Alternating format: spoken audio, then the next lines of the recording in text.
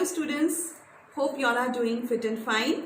Today I am going to do a new topic with you all.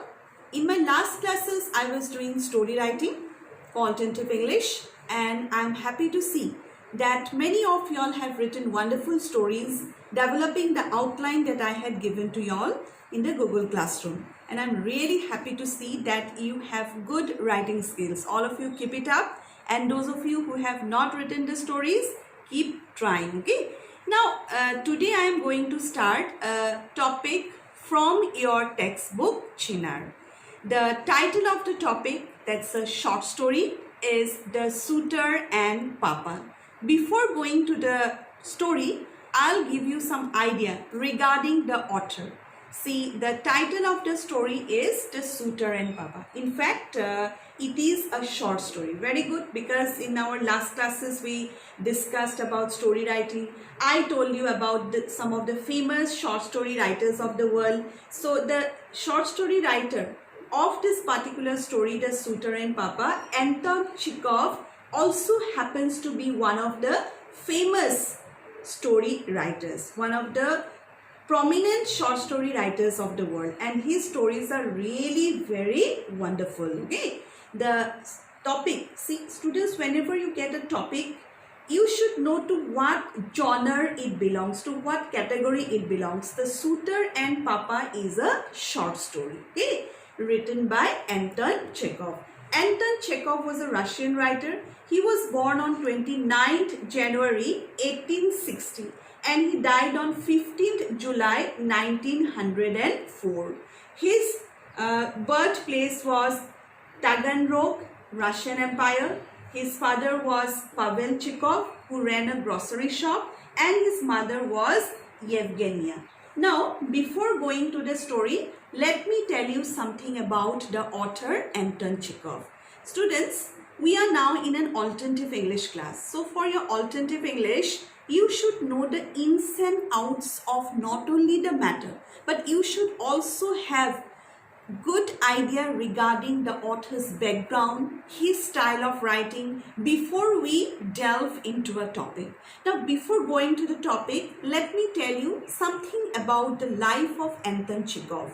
See students, as we all know that English literature is a literature where people from all over the world make contributions, and that has made the granary of English literature so rich. So we have been doing topics written by American writers, African writers, Indian writers. So today we are going to do a topic, a short story written by a writer from Russia, Anton Chekhov. So as we have already come to know, Anton Chekhov, who was born in the Russian Empire, he was the third of 6 surviving children of a man called Pavel Chekhov. Okay. Now let me give you a gist, or you may say a storyline of his life story. Anton Chekhov's father used to run a grocery shop. Okay, and he got his education in the school in the place called Tangarag itself. There in the gymnasium he got his schooling, he did his schooling there, and his father was running a grocery shop. And what happened, his mother, whose father, that means his maternal grandfather, was a merchant, and as a result what happened, his mother had got the opportunity to travel to different places of Russia. So she had collected a lot of experiences. So whenever they used to go to bed, her children, she used to tell beautiful stories from her experiences to her children. So that induced the talent for storytelling in the author Anton Chekhov. And on the other hand, his father was also a very talented person. Okay? He worked in the choir of the church. He ran a grocery shop for his occupation.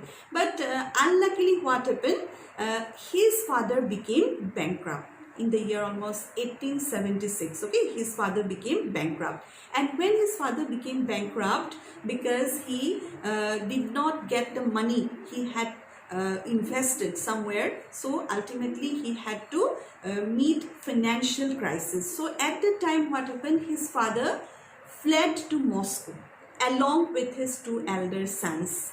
And later the family also went. But it was Anton Chekhov who was left behind in this place called Taganrog to complete his education and in order to sell the property there. Okay, so he was all alone. His family was settled in Moscow, but there the family had to undergo a lot of financial hardships. So Anton Chekhov had to provide for his own education. So he had to earn his own money. So what he did, he worked here and there, he did part-time jobs, and he also wrote articles to newspapers, certain short stories to newspapers, and in this way he was making the collection. And with that money he got his education, and in the meantime he also spent some amount of money to his family also. And Anton Chekhov, from that time itself, he had the talent for story writing. He had a knack for writing, so his talent was being reflected, and he often used to send letters to his family at Moscow, and the letters used to be very humorous letters, so that in order to lift up the spirits of his parents, his siblings, so that they also become happy, they also are entertained amidst the hardship, financial hardship. So this way he was developing as a writer. First, because it was necessary for him to write in order to augment the family's income, but later it became his hobby. So while living in Taganrog, he completed his education. Okay, then he gave the entrance examination and he got admitted into Moscow Medical College. Okay, then he also moved to Moscow and started living with his family, and he became a medical student. Okay, so the whole family lived together, his parents, he, his two elder brothers, and his younger siblings, they all lived together. And then he continued his education as a medical student, and ultimately he came out to be a doctor, and he started practicing medicine.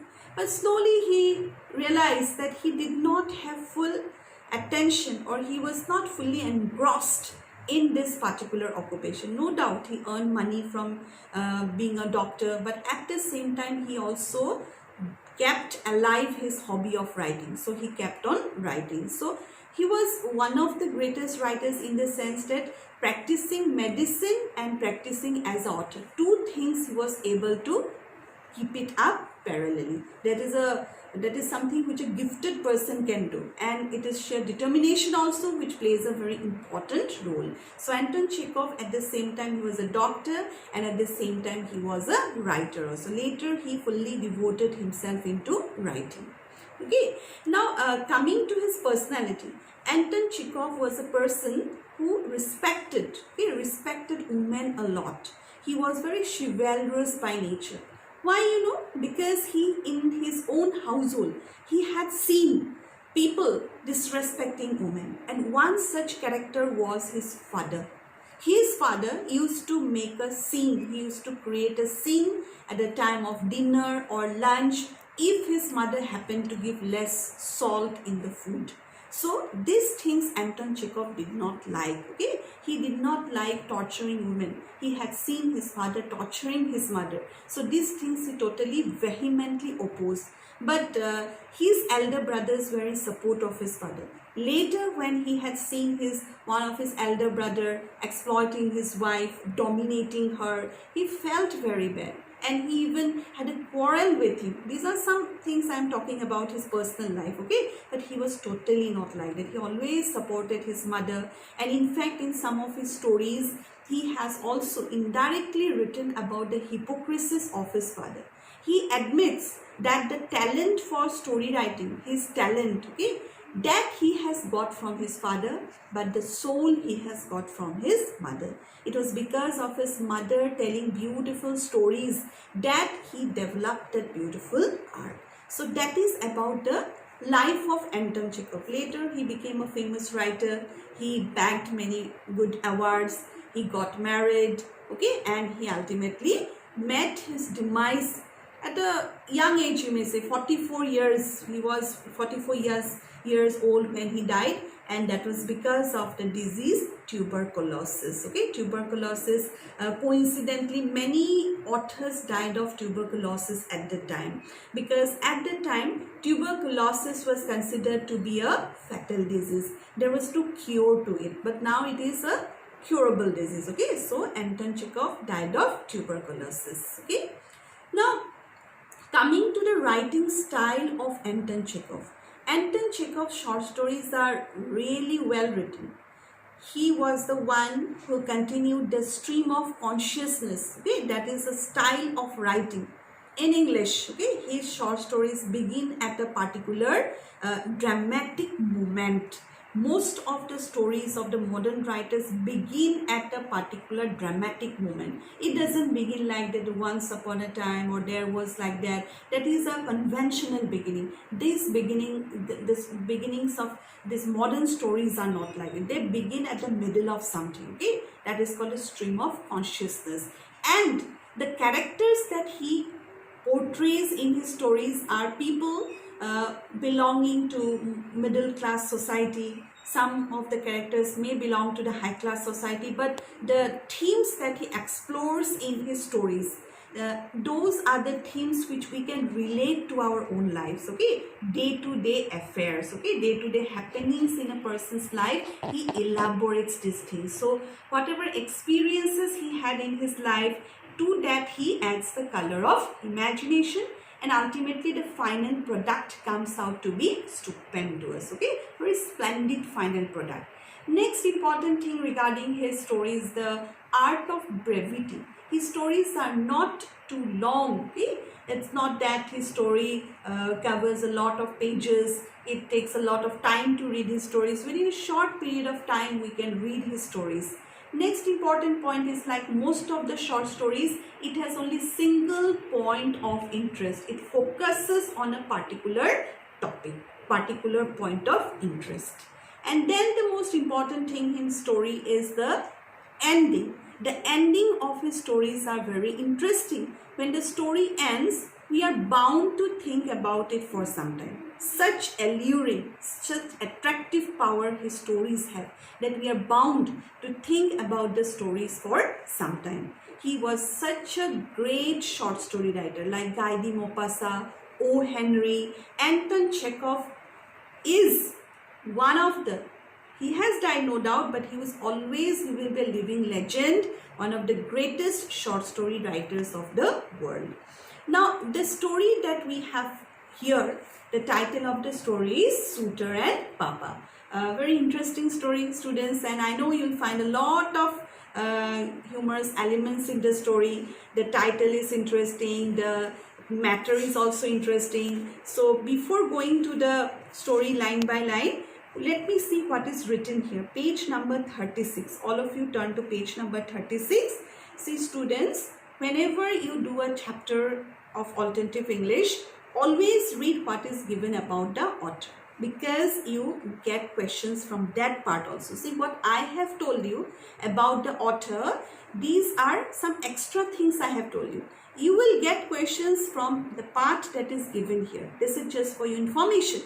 But the questions you are going to get from the part that is given in your chapter, the back of the chapter. Anton Chekhov, 1860-1904. A physician by profession. Physician means the doctor.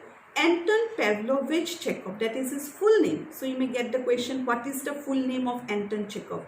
Anton Pavlovich Chekhov brought both short story and drama to a new prominence in Russia and eventually in the Western world. He was the person, the credit goes to him for bringing not only short story students but drama also to a new prominence, means importance in the country Russia and with time in the Western world. His plots are usually simple, as I told you, very simple plots, and are centered around the lives of ordinary people. He is concerned with the lives of ordinary people. Okay, most prominent among his plays are The Three Sisters. It was written in the year 1901. The Cherry Orchard, 1904. You have to remember the names of the works of the author. Two important plays, The Three Sisters, number 2, The Cherry Orchard.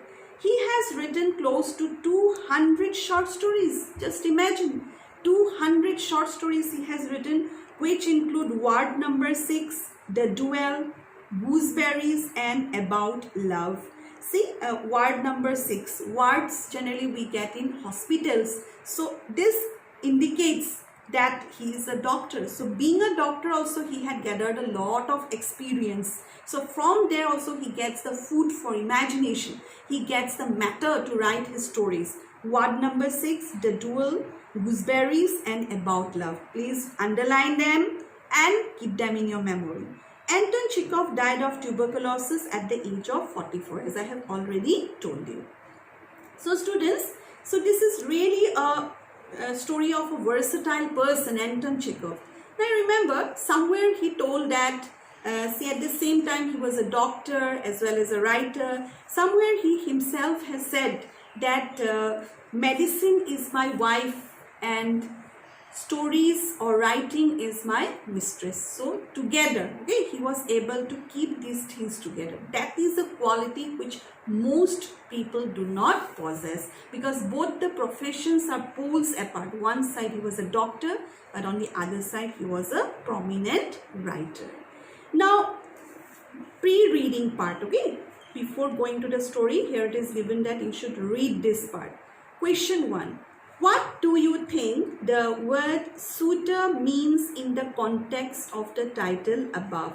Take the correct option. The suitor and papa. What does this word suitor mean? A man who works in an office and wears a suit, especially a man at a high position in a company who is considered to lack human feelings and good ideas. Number B, someone who takes a problem to a court of law for a legal decision. Number C, something that suits a particular person, situation, or occasion. Number D, a man who wants to marry a particular woman. Number E, a person or company he wants to take control of another company. See, among these options, 5 options, students, the suitor and papa, as the word papa is here. So, I know y'all are able to make the correct guess. The correct answer is D, a man who wants to marry a particular woman. That is also known as a suitor. See, all these meanings are correct, but in this context, the correct meaning is D, a man who wants to marry a particular woman.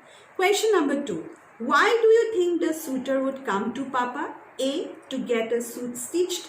B, to buy a company. C, to ask for his daughter's hand in marriage. So, after coming to know about the meaning of suitor, answer for question number 2 will obviously be C, to ask for his daughter's hand in marriage. So, that is answer 2. Okay, C for question number 2.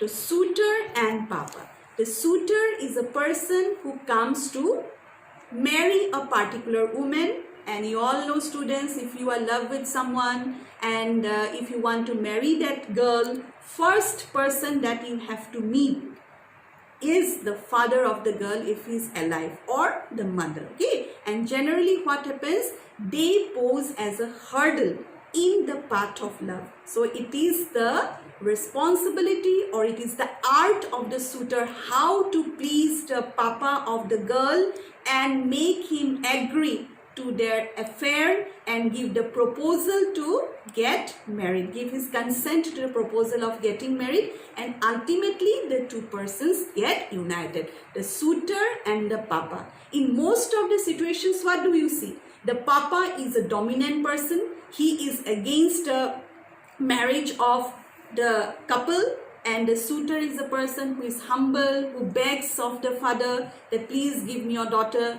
in marriage. But in this story, you will find a totally different situation. Okay, remember, students, those of you who are watching the video, those of you who are boys, one day will come in your life also where you have to go and ask the consent of the father of the girl whom you select for to be your life partner. Girls, similarly, you have to bring the man of your choice to face your father so that he readily agrees, he gives his consent to you to continue your journey of life with that particular man. So this is the normal situation. Father and the would-be husband, both of them have to face one day, and generally a father is dominating, doesn't want to give his consent, and the poor chap, he begs of it. But let us see what happens in our story. Okay students, we will continue in the next class. Thank you all of you.